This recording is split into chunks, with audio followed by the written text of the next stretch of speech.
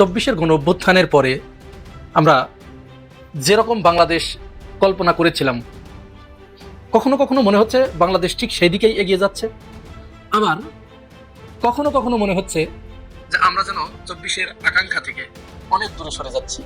এটি রাজনৈতিক নেতাদের, বিশেষ করে সরকারি দলের যে নেতা নেত্রী আছে, তাদের কথা, কাজ, অ্যাক্টিভিটিস এর মাধ্যমে মাঝে মাঝে জনমনে চরম শঙ্কা দেখা দিচ্ছে। আজকের ভিডিওতে বিশেষ করে কথা বলবো, আপনারা জানেন ঢাকা বিশ্ববিদ্যালয়ে ডাকসু নির্বাচনের সময় ছাত্র দলের যিনি জিএস প্রার্থী ছিলেন তানভীর বারী হামিম, তাকে গতকাল শোকজ করা হয়েছে। তার অপরাধ হচ্ছে তিনি ঢাকা বিশ্ববিদ্যালয়ে কোরআন তেলাওয়াত এবং ইফতার মাহফিলের আয়োজন করেছেন। জামাতের ইফতার পার্টিতে গেছিলাম। এর আগেও আমি জামাতের একটা অনুষ্ঠানে গেছিলাম, সেটা ছিল নির্বাচনের আগে, যেদিন তফসিল ঘোষণা করে শেরাটন হোটেলে, বনানী শেরাটন হোটেলে। ওইখানে সবার সাথে দেখা হয়েছিল। আমি খুবই ভাগ্যবান, সেদিন ডাক্তার শফিকুর রহমান স্যার আমাকে দেখে বুকে টেনে নিয়ে আমাকে, সোজা কথা, আমাকে প্রশংসা করছে, আমার প্রশংসা করছে। আমার যে একটা ভিডিও হয়তো ওনার চোখে পড়ছে, আমার প্রশংসা করছে, ভালো লাগছে। আর বুকের মধ্যে না খুব শান্তি পাইছি। মানুষ মনে মনে যা চায় তা পায়, কিন্তু আমাকে তো মনে মনে এটা চাওয়া ছিল যে কোনো একদিন যদি ওনার সাথে দেখা হয় আর বুক মিলানো যায়, এটা এরকম থাকে না মানুষের ভিতরে চাওয়া, আমার ওরকম একটা চাওয়া ছিল। কিন্তু সেদিন একটা সেলফি তুলতে পারি নাই, লজ্জা লাগতেছিল। ভিপি নূর প্রতিমন্ত্রী হয়ে অনেকটা অহংকারী হয়ে উঠেছেন, তার ভাব বেড়ে গেছে। অবশ্য ভিপি নূরের রাজনীতি কিন্তু তারেক রহমানের ফাঁদে পড়ে নাই হয়ে গেছে। কি মনে করেন যে প্রতিমন্ত্রী হয়েছে এর মানে কি তার রাজনীতির ভবিষ্যৎ কায়েম হয়ে গেছে? না, ভবিষ্যৎ ধ্বংস হয়েছে। কিছু ভালো ভালো না, আর কিছু খারাপ খারাপ না, কিছু ব্যর্থতা সফলতার চাবিকাঠি। দেখেন, ভিপি নূর এমপি হয়েছে, মন্ত্রী হয়েছে, ভাব কি? দেখেন, এই ভিপি নূর এর ম্যাচ ভাড়া দিত শিবিরের টাকায়, আমি জেনে বলছি। এই ভিপি হয়েছে, এই ভিপি নূর যদি ভিপি না হতে পারতো তাহলে ভিপি নূর কি করতো? একটা হাই স্কুলের বা কলেজের এমপিওভুক্ত কলেজের শিক্ষকতা করতো, এর চাইতে বেশি কিছু করতে পারতো না। আমি তো চিনি। চারিদিকে ক্যামেরা, মানুষ, ওর মধ্যে আমি আবার সেলফি তুলুম, এতটা বেকুব আমি না। লজ্জার ব্যাপার না, আর ওগুলো করা ঠিকও না। ওনার মূল্যবান সময় ওনারা আটকায় রেখে আমি সেলফি তুলুম, ওই সাহসও আমার নাই। আজকের এই ইফতার পার্টিটা ছিল জাঁকজমকপূর্ণ, বিশাল বড় আয়োজন। ভাই, আয়োজনটা দেখে না আমার খুব ভালো লাগছে। খাওয়া দাওয়া একদম ছিল পরিষ্কার এবং একদম বিশুদ্ধ খাবার, মানে থাকে না বাসি টাসি এটা সেটা, ওগুলা না। আবার খাওয়াইছে আবার দিয়েও দিছে ভাই। হ্যাঁ, সবাইকে বাসার জন্য দিয়ে দিছে, আমি নিয়ে আসছি। যাই হোক, আমার অভিজ্ঞতাটা বলি। দেখেন, জীবনে অনেক অনুষ্ঠানে যাওয়ার সুযোগ হয়েছে, যেহেতু সিনেমার লোক, ফিল্ম ডাইরেক্টর, জাতীয় অনেক অনুষ্ঠানও গেছি, দাওয়াত পাইছি, গেছি, ইদানিং যাই না। কিন্তু ওই যাওয়াগুলোর সাথে আজকে যে জামাতের ইফতার পার্টিতে গেলাম, বা ওই যে যেদিন তফসিল ঘোষণা করছিল সেদিন গেলাম, সেই দিন আর আজকের এই 2 দিনের অভিজ্ঞতাটা কি আমি বলি। এই মানুষগুলার ভিতরে না কোনো অহংকার নাই ভাই, সত্যি কোনো অহংকার নাই। আমি অবাক হয়েছি, জানেন, আমি অবাক হয়েছি। আমার সাথে অনেকে আইসা দেখা করছে, বুক মিলাইছে, আমার প্রশংসা করছে। এমন এমন মানুষ যাদের কাছে আমি কিচ্ছু না, জানেন, আমি কিচ্ছু না। একজন এমপি যিনি এই সদ্য পাশ করে আসছে, সাথে কেউ নাই, একা, নিজে বলতেছে আমি পাশ করছি, আমার সাথে বুক মিলা হাসি খুশি ভাবে এমন ভাবে কথাবার্তা বললো 2-3 মিনিট। আমার কাছে মনে হলো যে ভাই, উনি এমপি, তাই না? তার মানে কি, দেখেন, একটু তো একটু ভাব থাকা দরকার। কোনো ভাব নাই, উনি না বললে আমি বুঝতামই না। আর নিজে থেকে উনি বলে নাই, আমি জিজ্ঞেস করছিলাম যে আপনি কে, পরিচয় আমি জানতে চাইছিলাম, তখন উনি পরিচয় দিছে। আর যাদের সঙ্গে আমি বুক মিলাইছি, কথা বলছি, তারা আমাকে কার্ড দিছে, মানে ভিজিটিং কার্ড। আমি কার্ড গুলা বাসায় আইনা দেখা, বুঝছেন, নিজেকে না মনে হয়েছে ধর আসলে আমি যোগ্য না ওনাদের। বহুত বড় বড় মানুষ ভাই, ঢাকা বিশ্ববিদ্যালয়ের একজন অধ্যাপকের কাছে আমি কি বলেন, আমি কোনো কিছু বলেন, আমার লজ্জা লাগছে। যাই হোক, এই কার্ডগুলো দেখে আমি বুঝলাম যে আসলে আমি ভাগ্যবান, সত্যি আমি ভাগ্যবান। ওনাদের যোগ্য না, কিন্তু আমি সত্যি আমি যোগ্য না। অনেক জ্ঞানী লোক, অনেক জ্ঞানী লোক। এর মধ্যে জানেন, একজন সচিবের সাথেও কথা হইলো। সারা জীবন যেভাবে যাই না আসছি সচিবদেরকে, ওনার কথাবার্তা তা মনে হয় নাই, কারণ উনি জামাত ইসলাম করে। জামাত ইসলামের মানুষগুলোর সাথে না মিশলে আপনি বুঝতে পারবেন না। সত্যি নিরহংকার। আমার মতো একজন ফিল্ম ডাইরেক্টরকে এতটা পাত্তা না দিলে কি যায় আসে বলেন? কিন্তু দিছে, কারণ ভালোবাসা জানাইছে, চাইবা রাখে নাই, যেহেতু অহংকার নাই। প্রশংসাটা কি আবার বেশি হয়ে যেতেছে? না, একদম বেশি না। আপনারা মিশলেই বুঝতে পারবেন। আর আমি ইদানিং কেন মিশতেছি? যেহেতু ওনাদের নিয়ে কথাবার্তা বলি, যার জন্য দাওয়াত পাই। ধরে নিতে পারেন জামাতের পক্ষে কথা বলি। হ্যাঁ ভাই, মানুষ নিরপেক্ষ এটা আমি বিশ্বাসই করতে চাই না, একদমই না। কেউ নিরপেক্ষ না। যার যেটা ইচ্ছা ভাই সেটা বাইচা নিবে, তার নিজের মর্জি। এটা নিয়ে কোনো কথা বলার কারো অধিকার নাই। আর কথা বললে কি বাজায় আসে? মার্কেটে তো বহু রকম কথা শুনলাম, তাই না? ডক্টর ইউনূস পালায় চলে গেছে, সমস্ত উপদেষ্টা কোটি কোটি মানে কি হাজার হাজার কোটি টাকা মাইরা দিছে, দুদকে মামলার ভারে দুদকের সবাই রাত দিন 24 ঘন্টা কাজ করতেছে, ছুটির দিনও কাজ করতেছে। এত অভিযোগ, কত কিছুই শুনতেছি, তাই না? আবার এটাও শুনলাম ডক্টর ইউনূস স্যার রাষ্ট্রপতি হতে যাচ্ছে বিএনপির পক্ষে থেকে, এবং জামাতও এটাকে সাপোর্ট দিছে, এনসিপিও সাপোর্ট দিছে। এগুলোও শুনতেছি চারিদিক থেকে। আবার এরকমও তো শুনতেছি জুলাই বিচার করা হবে। জুলাইয়ের মব কইরা যারা থানা পড়াইছে, জ্বালাইছে, যা যা ঘটনা ঘটছে, সমস্ত হত্যাকাণ্ডের বিচার হইতে হবে। এইটাও তো শুনতেছি, তাই না? আবার এইটাও শুনছি এয়ারপোর্টে পাহারা বসায় দিছে, কেউ যেন পালাইতে না পারে। আবার এইটাও শুনতেছি রাষ্ট্রপতি হইতে যাচ্ছে আমাদের ডক্টর ইউনূস স্যার। কত রকম কথা ভাই ব্রাদার। এইসব কথাগুলো রাজনৈতিক কথা, চাপে রাখার জন্য কথা।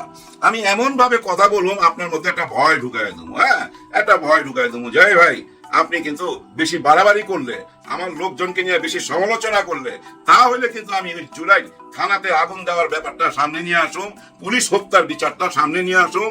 সাবধান, বুঝছেন? তার মানে মুখ বন্ধ করতে চায়। আপনি প্রশ্ন করতে পারেন, না না না, মির্জা ফখরুল সাহেব বলছে এটা বিচার করবেই তারা। হ্যাঁ, করুক। ওনারাই তো দাবি করে ওনারাই মাস্টার মাইন্ড। হ্যাঁ, এই জুলাই গণ অভ্যুত্থানের মাস্টার মাইন্ড ওনারা। এরকম না হলে 10টা প্রমাণ তো আমি দিতে পারবো, ভিডিও প্রমাণ ভাই। এই প্রমাণগুলো আপনাদের কাছেও আছে, সবাই কাছে, তাই না? এই যে মাননীয় স্বরাষ্ট্রমন্ত্রী আমাদের সালাউদ্দিন আহমেদ সাহেব, উনিও তো জুলাই পক্ষে, ওনার অনেক ভিডিও আছে, জুলাই পক্ষে কথা বলছে। মির্জা আব্বাস সাহেব কাইন্দা কাইটা জুলাই পক্ষে কথা বলছে। আমাদের রেজভি সাহেব কান্নাকাটি কইরা, মাসুম বাচ্চা বইলা চিৎকার কইরা, কান্না কইরা জুলাই পক্ষে কথা বলছে। ওনারা তো দাবি করে ওনাদের 425 জন শহীদ হয়েছে, তাই না? তার মানে কি আগে কোনটা করা উচিত? এই যে 425 জন ওনাদের শহীদ হয়েছে, কারা মারলো সেটা তো আগে বিচার করা উচিত, তাই না? তারপরে বিচার হবে ওই যে থানায় আগুন দিছে কিনা। দুইটা বিচারই হোক না, হইতে অসুবিধা কি? আসলে ভাই কেউ কোনো বিচারই করবে না। যদি বিচারই করতো 18 মাস, এই যে ডক্টর ইউনূস স্যার একটা বিচার টাইনা নিয়ে আসলো, একটা কাঠামো তৈরি কইরা আন্তর্জাতিক বিচার ট্রাইব্যুনালে, এর মধ্যে তো রায় হয়ে গেল, রাজ সাক্ষী হইলো, সবকিছু তো ভাই অনলাইনে দেখলাম আমরা, লাইভ বিচার হইতে দেখছি না? সেগুলো তো আগে চলমান হইতে হবে, তারপরে না এইসব বিচার হইতে হবে। তার মানে কি এই পুরনো কথা টাইনা আনতেছে কেন? ভয় দেখানো। এই বেশি বাড়াবাড়ি করিস না কিন্তু। হ্যাঁ, অনেক বাড়াবাড়ি করে না, অনেক কথা বইলা ভালো না। বিশেষ করে আমাদের নাসিরউদ্দিন পাটোয়ারি, ওর মুখের মধ্যে তো কোনো ব্রেকই নাই। হ্যাঁ, ব্রেক বইলা কোনো কিছুই নাই আর মুখের মধ্যে, বরবর কইরা বলতে থাকে। কিন্তু যা কিছুই বলুক না কেন তার একটা অর্থ থাকে, কিন্তু একেবারে বেহুদা কথা বলে না। কথাগুলো যদি মন দিয়া শুনেন এর মধ্যে অনেক সত্য লুকায় আছে।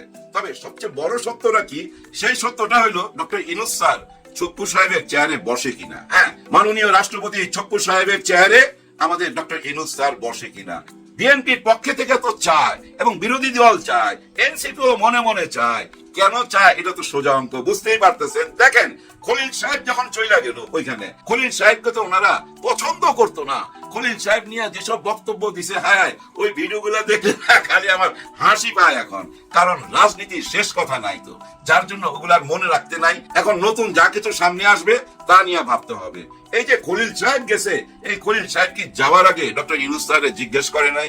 এর আগে একটা ভিডিওতে এই ব্যাপারে আলাপ করছি, নিশ্চয়ই জিজ্ঞাসা করছে, স্যার ওরা যাইতে বলতেছে আমি যাবো কিনা? কারণ খলিল সাহেব তো বলছে আমার নিজের ইচ্ছায় আমি বিএনপিতে আসি নাই।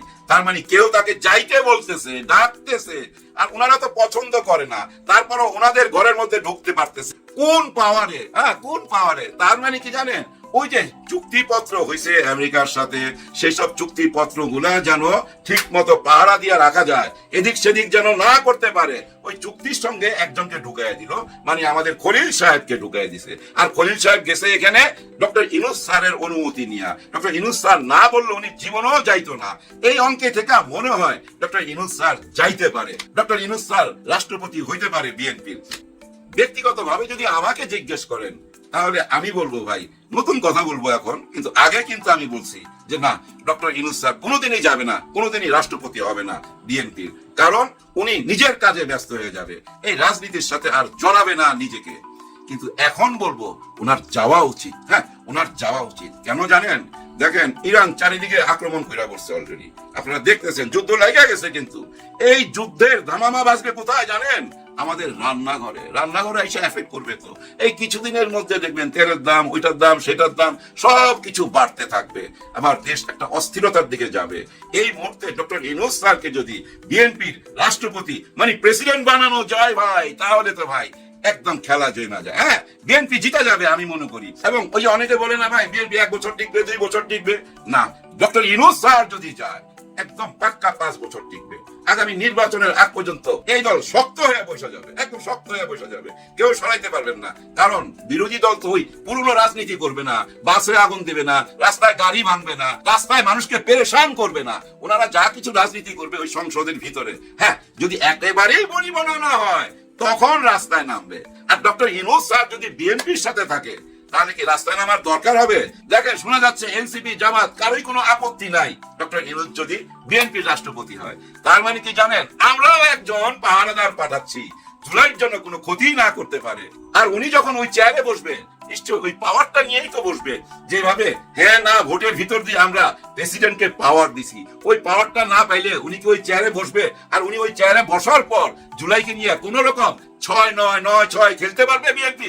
নিশ্চয়ই পারবে না। এরকম একটা পাহারাদার আমরাও দিতে চাই, এটা আমি ব্যক্তিগতভাবে সাপোর্ট করি। হ্যাঁ ভাই, কারো অমঙ্গল কামনা করতে নাই, দেখি না ভালোভাবে দেশটা চালাক না। কারণ কি ভাই ব্রাদার, জামাত ক্ষমতা না পায় তো কোনো আফসোস করতেছে না? জামাতকে দেখছেন কোনো আফসোস করতে, মাতাম করতে দেখছেন যে আমরা হাইরা গেছি, কেন হাইরা গেলাম, রাস্তায় নেমে গেলাম, এই নির্বাচন ঠিক হয় নাই, হামলা করো, মিছিল করো, এর মধ্যে কি ছিল? না। তার মানে কি জানেন? ওই যে আগে গেলে বাগে খায়, পিছে গেলে সোনা পায়। ওনারা ইচ্ছা করে পিছিয়ে যাইতে পারে, এরকম তো শোনা যাচ্ছে যে ওনারা ইচ্ছা করে পিছিয়ে যায়, ওনাদেরকে আগায় দিছে দেশ চালাবার জন্য। এই যে ইরান থেকে যে মিসাইল গুলো মারতেছে না, এটার এফেক্ট এসে পড়বে রান্নাঘরে, এটার এফেক্ট এসে পড়বে বাজারে, এটার এফেক্ট সারা দেশে আসবে ভাই। সামনে খারাপ টাইম, এই টাইমে ডক্টর ইউনূস স্যার থাকুক প্লিজ স্যার। যদি কিছু না মনে করেন, হ্যাঁ স্যার, অনেক রকম সমালোচনা হবে, হোক, তারপরও আপনি মাইনা নেন, কারণ আপনি হচ্ছেন বিশ্ব নাগরিক। হ্যাঁ, আপনি হলেন বিশ্ব নাগরিক, আর আমরা হইলাম বাংলাদেশের নাগরিক। আপনি বিশ্ব নাগরিক, আপনাকে দরকার আছে এই দেশের জন্য, যার জন্য এই কথাগুলো বলতেছি। আর মূল লক্ষ্য কোনটা? জুলাইকে পাহারা দিবেন, জুলাই স্বীকৃতি আপনি আইনা দিবেন। ওনারা তো না ভোট দিয়ে ফেল করছে, তাই না? আমরা হ্যাঁ ভোট দিয়ে পাস করছি, তাহলে আমাদের এই স্বীকৃতিটা কোথায়? সেই স্বীকৃতির জন্য গণভবনে যাওয়া উচিত আমাদের ডক্টর ইউনূস স্যারকে। আরেকটা কারণে যাওয়া উচিত, চিকনে একটা প্রতিশোধ। হ্যাঁ, চিকনে একটা প্রতিশোধ। বর্তমান রাষ্ট্রপতি যেসব কথাবার্তা গুলা বলছে, সেটার একটা কঠিন জবাব দেওয়া হয়। হ্যাঁ, উনি যাকে অপরাধী বানাইতে চাইছেন, উনি এসে উনার চেয়ারে বসে পড়ছে। বিরাট বড় একটা প্রতিশোধ না? যাই হোক, প্রতিশোধের চেয়েও বড় দেশের জন্য ভালো হবে, তাই না ভাই? সবার জন্য সবাই দোয়া করবেন। আল্লাহ হাফেজ।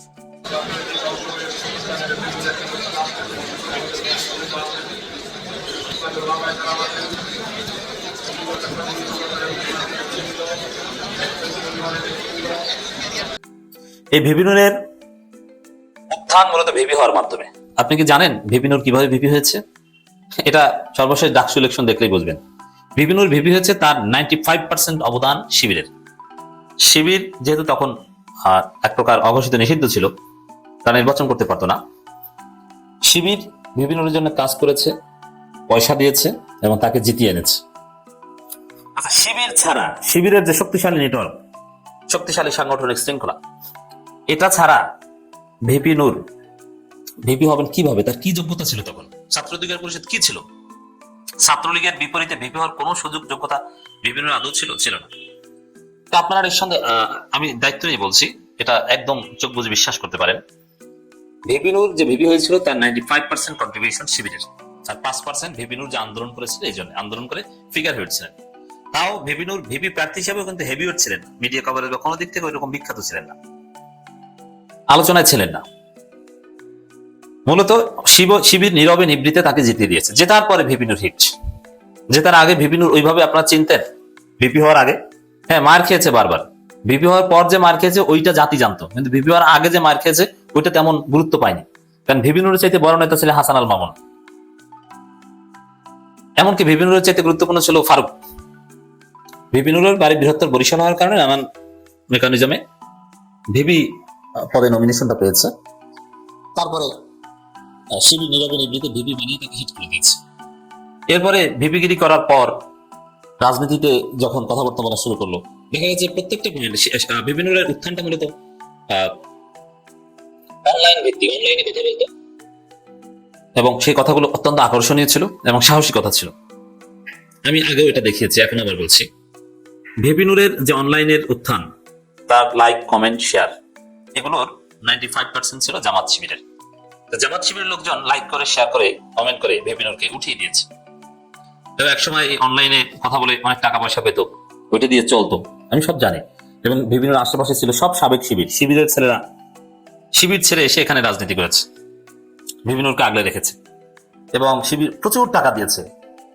সাবেক শিবির যারা তুরস্কে থাকতো তারা একজনের অ্যাকাউন্টে টাকা পাঠাতো, সেই টাকাটা ফারুকের মাধ্যমে ভিপিনুর কাছে পৌঁছে দেওয়া হতো। একবার 95,000 টাকা, এরকম দফায় দফায় দফায় দফায় অনেক টাকা পয়সা দিয়েছে, এটা আমি জানি। এমনকি ওদের ম্যাচ ভাড়া পর্যন্ত বারবার পরিশোধ করেছে, ওটা এখন স্বীকার করবে না। তো এভাবে ভিপিনুরকে গড়ে তুলেছে শিবির নীরবে নিবৃতে, যেহেতু শিবিরের নিজেদের রাজনীতি করার সুযোগ ছিল না, এই কাজটা করেছে।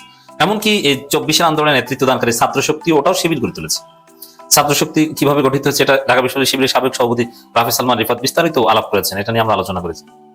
শিবিরের কাছে এসেছিল ছাত্র শক্তি ছেলেরা, ছাত্র শক্তি ছেলেরা কারা? সাবেক শিবির একদল, তারাই বর্তমান শিবিরের কাছে এসেছে যে আমরা এটা করতে চাই। সেই ভিপিনুর এমপি হয়ে বলছেন যে জামাতের উত্থান কিভাবে হলো এটা গবেষণার বিষয়, এটা ঠেকানো দরকার। কত বড় অহংকারী! যার টাকায় তুই ম্যাচে থাকলি, যারা তোকে ভিপি বানিয়েছে, তোকে জনপ্রিয় করেছে এবং নির্বাচনের আগেও তাদের মহাসমাবেশে যে কি প্রশংসা, বিএনপি চাঁদাবাজি, বিএনপি হাতে ক্ষমতা গেলে কোনো পরিবর্তন হবে না, যেই লাউ সেই কদু, এই ভাষায় বলেছে। সেই ভিপিনুর এখন জামাতের উত্থান নিয়ে গবেষণা করে ঠেকাতে চায়। এটা অহংকার, এই অহংকার হচ্ছে পতনের মূল, পতন হবে। এবং প্রতিমন্ত্রী হওয়ার পর কথাবার্তার সাইজ ভালো না, মানুষকে ধাক্কা টাক্কা দেন। এবং বগুড়ার এক আলেম, জামাতপন্থী আলেম, তিনি একটা কথা বলেছেন এবং একটা সত্য পুরো জাতি দেখেছে। তার গাড়ি থামিয়ে একজন থানা নেতা গণঅধিকার পরিষদ, তিনি মারা গেছেন, সেই খবরটা দিচ্ছিলেন, বিভিন্ন সেটা জানেন না, এটা নিয়ে তুমুল সমালোচনা হয়েছে। তো এইটা, এবং তাড়াতাড়ি গাড়ির গ্লাস বন্ধ করে চলে গিয়েছে। তো এটা নিয়ে কথা বলেছে, সেই হুজুরের বিরুদ্ধে অনেকটা হুমকিমূলক কথাবার্তা বলে ভিপিনুর, এবং নিজে বলে লেখে যে অ্যাডমিন বা এইসব চালাকি কি শিখান। নিজে অনেকেই আছে, এই কাজ অনেকেই করে, লেখে নিজে, শেষে লিখে দেয় অ্যাডমিন, আসলে নিজে লেখে। আমি এরকম চিনি অনেককে, মানে নিজের লেখা অ্যাডমিনের নামে চালিয়ে দেয়। আরে ভাই, আমির জামাত নিজে লেখে, তারেক রহমান অনেক সময় নিজে লেখে, আপনি অ্যাডমিন লিখে চালিয়ে দেন, ধান্দাবাজির আর জায়গা পান না। এইসব ভাব সব জায়গায় নেবেন না। তা ভিপিনুর নিজে ফেসবুকে লিখে তারপরে নিচে লিখে দেয় যে অ্যাডমিন। তো এরকম আলেমদের গালাগালি করছে এবং বেপরোয়া কথাবার্তা বলছে, মানুষকে ধাক্কাধাক্কি করছে, স্বভাব পরিবর্তন না হলে স্থানীয় নির্বাচনে জনগণ জবাব দেবে, এরকম অনেক কথাবার্তা বলছে। এটা হচ্ছে অহংকারমূলক কথাবার্তা, তার মধ্যে বিনয় কিংবা যেভাবেই হোক আল্লাহ তাকে এখানে এনেছেন, এই সুক্রিয়াটা ওর মধ্যে নেই। এখানে দেখেন ভিপিনুরের রাজনীতি কেন শেষ, এটা বলি। এই ভিপিনুর, গণঅধিকার পরিষদ বা এই এনসিপি, এই ধরনের ছোট দলের বা ইয়াংদের রাজনীতি থাকে মূলত বিরোধী দলে। সরকারি দলে এদের রাজনীতি থাকে না, এদের সরকারি দলে যাওয়া উচিত না, এর রাজপথে এদের ঠিকানা করা উচিত। এক পর্যায়ে তারা রাজনীতিতে স্থায়ীভাবে প্রতিষ্ঠিত হয়ে যাবে। এনসিপি দেখেন, এনসিপি রাজপথ বেছে নিয়েছে, বিরোধী দল বেছে নিয়েছে, তারা তাদের ভবিষ্যৎ নিশ্চিত, তারা হিট। এটাই থিওরি, পলিটিক্যাল সায়েন্সের থিওরি এটাই। এই তারুণের উত্থান রাজপথ থেকে, বিরোধী দল থেকে হয়, সরকারি দল থেকে তারুণের উত্থান হয় না। সরকারের সাথে যারা মিশে তারা হারিয়ে যায়, তাদের এক পর্যায়ে জেল খাটতে হয়। এই যে তরুণ বা ইউটিউবারদের মধ্যে যারা সরকারপন্থী ছিল আওয়ামী লীগের আমলে, তাদেরকে খুঁজে দেখেন, আর যারা সরকার বিরোধী ছিল এরা কিন্তু হিট। তারুণের উত্থান, প্রাসঙ্গিকতা সবসময় সরকার বিরোধিতার মধ্যে দিয়ে, বিরোধী দলের। তা ভিপিনুর এমপি হয়েছেন, প্রতিমন্ত্রী হয়েছে অল্প বয়সে, অথচ ভিপিনুর দল কিন্তু নাই, এটা কি জানেন? ভিপিনুর এখন 2-4 জন চামচা নিয়ে চলেন, এর দল ভেঙে গেছে, এর দলের ছেলেরা এনসিপি গেছে, এর সাধারণ সম্পাদক ধ্বংস হয়ে গেছে, সে এখন বিএনপির মাইর খায় এবং সে বলে যে জামাতকে ভোট দিয়েছেন, এরা 4 আনাও পাবে না। অথচ জামাতের লোকজন এখন পর্যন্ত যা করেছে ওটা 5 বছরের বিএনপির লোকজন করতে পারবে না। এই যে হতাশা, যে জামাতকে ভোট দিয়েছেন 4 আনাও পাবেন না, আক্ষেপ করবেন রাশেদ খানকে ভোট না দিয়ে ভুল করেছে, মানে এটা হতাশা থেকে বলছো। এই রাশেদ ওর জীবন শেষ, ও এখন চাকরি করবে 2 দিন পর, বিএনপিকে 4 আনারও দাম দিবে না, ও বিএনপি করবে, ওর কোনো দামই নেই। গণ অধিকার পরিষদ হিসেবেই তো বিএনপি নমিনেশন পেয়েছে, তাছাড়া বিএনপির নমিনেশন দেবে কে? রাশেদকে ধৈর্য। আসলে গণ অধিকার পরিষদ বা বিভিন্ন দল নাই, নিজে এমপি মন্ত্রী কিছু ইনকাম করবেন, 2 দিন পর দেখবেন যে আবার যখন নির্বাচন করা লাগবে তখন লোক নাই, একা হয়ে যাচ্ছে। আসলে রাজনীতি শেষ, বিরোধী দলে আসতে বলে রাজনীতি থাকতো। কেন তাকে এই কাজ করা হলো সেই বিষয়টি আমি আসব, তার মুখ থেকে, হামিমের মুখ থেকেই আপনাদেরকে শোনাবো। তার আগে যে বিষয়টি বলছিলাম যে 24-এর পরে বাংলাদেশের রাজনীতি কিছু কিছু জিনিস দেখলে গর্বে আমাদের বুক ভরে যাচ্ছে। যেমন আজকের একটি উদাহরণ আপনাদেরকে বলি। এই চিনমৈত্রী সম্মেলন কেন্দ্রে আজকে জামাতের উদ্যোগে ইফতার মাহফিলের আয়োজন করা হয়েছিল। এই ইফতার মাহফিলে এখানে উপস্থিত হয়েছিলেন বর্তমান প্রধানমন্ত্রী জনাব তারেক রহমান। আমরা বুদ্ধির পরে রাজনীতিতে এরকম সৌহার্দ্যপূর্ণ এবং সহাবস্থানের রাজনীতি এটি প্রথম দেখলাম। কারণ তার আগে শাসন করেছে বাংলাদেশে 2 নারী নেত্রী, তাদের সময় আমরা এই ধরনের সৌহার্দ্যপূর্ণ পরিবেশ আমরা দেখি নাই। এমনকি তাদের ভিতরে মুখ দেখাদেখি পর্যন্ত বন্ধ ছিল। সেক্ষেত্রে প্রধানমন্ত্রী জনাব তারেক রহমানকে আমরা আমাদের অন্তরস্থল থেকে ধন্যবাদ জানাতে চাই এরকম দৃষ্টান্ত উপস্থাপন করার জন্য, যে তিনি জামাতের আহ্বানে সাড়া দিয়ে জামাতের ইফতার মাহফিলে এসেছেন এবং সেখানে একটি বক্তব্য দিয়েছেন। আমি ছোট্ট একটি ক্লিপ জুড়ে দিচ্ছি।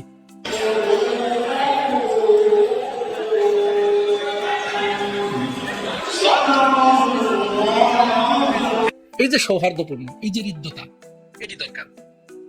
আমরা চাই বাংলাদেশে যারা নিরীহ নিরপরাধ ছাত্রদেরকে হত্যা করেছিল, শিশুদের হত্যা করেছিল, প্রায় 50,000-এর মতো মানুষ পঙ্গু করে দিয়েছে, অসংখ্য মায়ের বুক খালি করেছে, এই সমস্ত কালপ্রিটদের বাদে, এদেরকে বাদ দিয়ে বাকি যারা আছে তারা মিলেমিশে এই দেশটি পরিচালনা করুক এবং তারা এই দেশটাকে সবাই মিলে একটি সোনার বাংলাদেশ গড়ে তুলুক। ঠিক এরই বিপরীতে আমরা ছোট ছোট আর 2-1টি ভিডিও দেখাই তানভীর বাড়ি হামিমের ওইখানে যাওয়ার আগে কোনো একটা জায়গায়, আমি জায়গাটার নাম সঠিক বলতে পারছি না, আপনারা কেউ জানলে আমার এই ভিডিওর কমেন্টসে জানাবেন জায়গাটার নাম। বিএনপির পক্ষ থেকে একটি ইফতার মাহফিলের আয়োজন করা হয়েছিল। ইফতারের ঠিক পূর্ব মুহূর্তে যারা ভলান্টিয়ার ছিল তারা ইফতারকে সামনে নিয়ে, মাথায় করে নিয়ে, ঝাঁকা ভরে মাথায় নিয়ে তারা বিতরণ করতে যাচ্ছিল। বাকিটা ইতিহাস।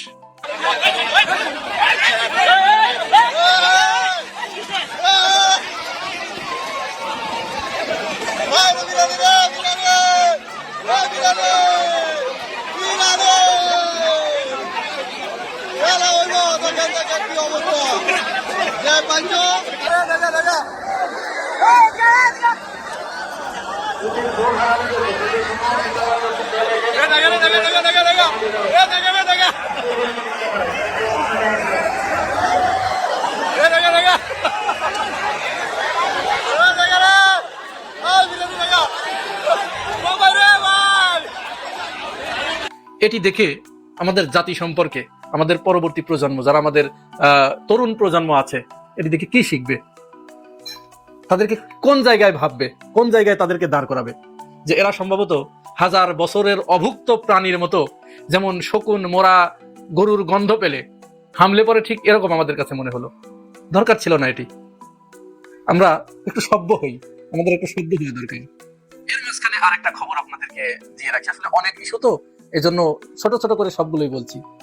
আপনারা জানেন যে মাধবদীতে যে আমেনাকে তার বাবার কাছ থেকে ছিনিয়ে নিয়ে পাশবিক নির্যাতনের পরে তাকে যে হত্যা করা হলো, এই ঘটনার প্রতিবাদে সারা দেশ যখন ফুঁসে উঠলো, এর রেশ কাটতে না কাটতেই আজকে আবার পাবনার ঈশ্বরদীতে দাদিকে প্রথমে হত্যা করা হয়েছে, তারপরে তার কাছ থেকে তার নাতনিকে কেড়ে নিয়ে তাকেও পাশবিক নির্যাতন করে হত্যা করা হয়েছে পাশের সরিষা ক্ষেতের ভিতরে।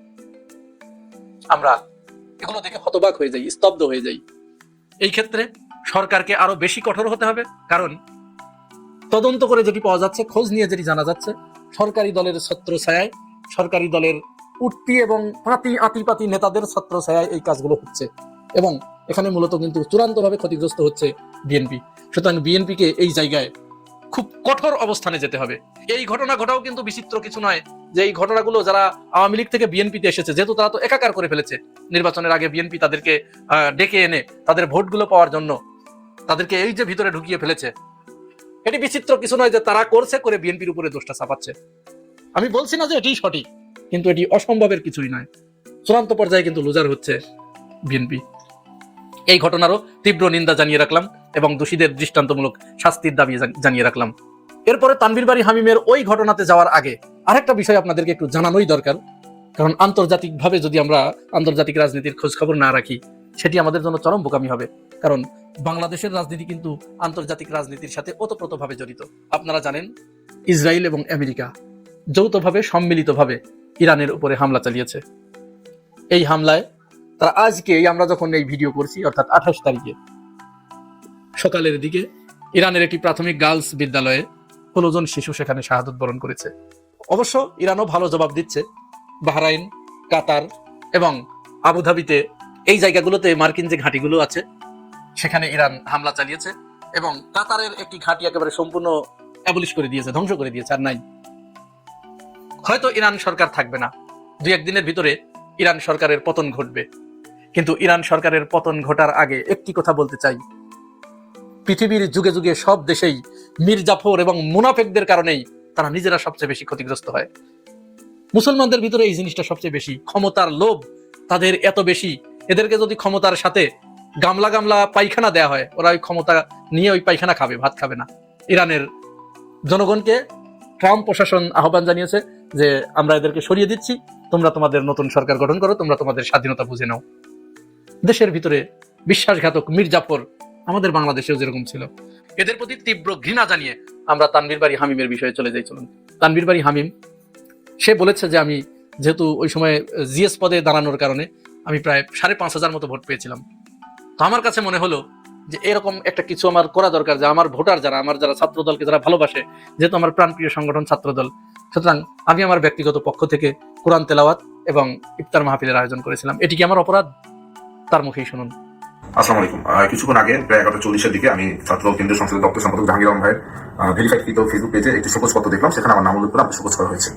এরপর থেকে ঢাকা বিশ্ববিদ্যালয়ের বিভিন্ন শিক্ষার্থী, সাংবাদিক ভাইয়েরা, সারা বাংলাদেশের ছাত্র নেতাকর্মীরা আমার কাছে বারবার জিজ্ঞেস করছেন, ফোন করছেন, কেন আমাকে শোকজ করা হলো। যদি আমি এখন পর্যন্ত জানি কেন শোকজ করা হয়েছে, এবং আমি কিন্তু তখনই তাৎক্ষণিক দেখতে পেলাম কিন্তু ছাত্র দপ্তর সম্পাদক জাহাঙ্গীর আলম ভাইকে আমি ফোন করে জিজ্ঞেস করলাম কি কারণে শোকজ করা হয়েছে, সেটা জানার উত্তরটা দিল। উনি আমাকে বললেন উনিও জানেন না, কিন্তু ছাত্রের সেক্রেটারি বলেছেন, প্রেসিডেন্ট বলেছেন, এই জন্য উনি করেছেন। তুমি এবং উনি আমাকে সাজেস্ট করলেন তুমি বরং প্রেসিডেন্টের কাছে জিজ্ঞেস করুন। যা পরবর্তীতে আমি জানতে পারলাম যে গতকালকে 26শে ফেব্রুয়ারি বৃহস্পতিবার ঢাকা বিশ্ববিদ্যালয়ের শিক্ষার্থীদের আমি একটি ইফতার মাহফিলের আয়োজন করেছিলাম। কোরআন তেলাওয়াত প্রতিযোগিতা ছিল, তার পরবর্তীতে আমি শিক্ষার্থীদের সাথে একটি ইফতার মাহফিল করেছি।